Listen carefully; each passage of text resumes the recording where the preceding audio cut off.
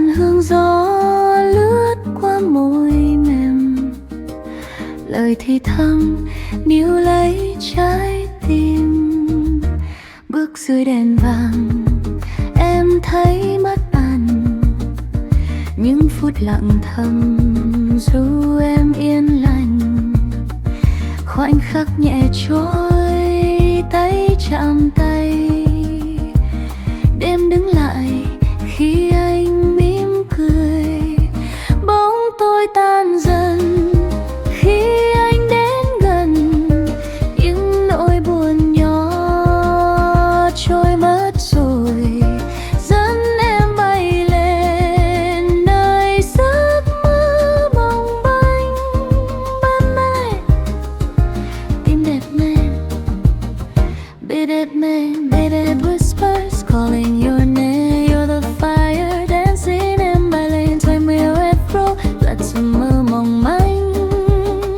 Bên anh tim đập nhanh.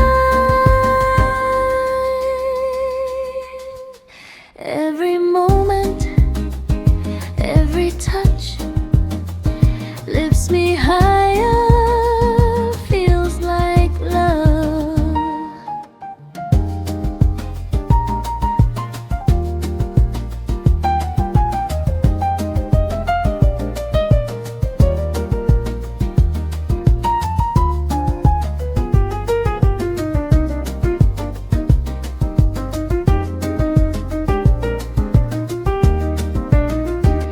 Moonlight paints your silhouette, every breath a sweet duet, slowly drifting, hearts align, your rhythm beating into mine.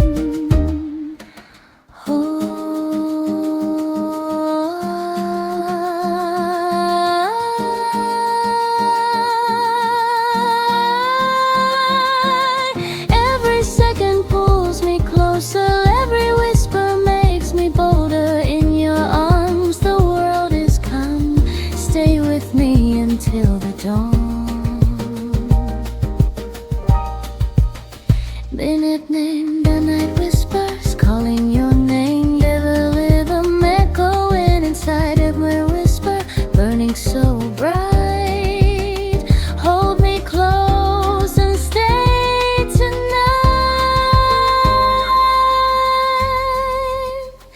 Every heartbeat intertwines, love like this is hard to find. Did it make midnight whisper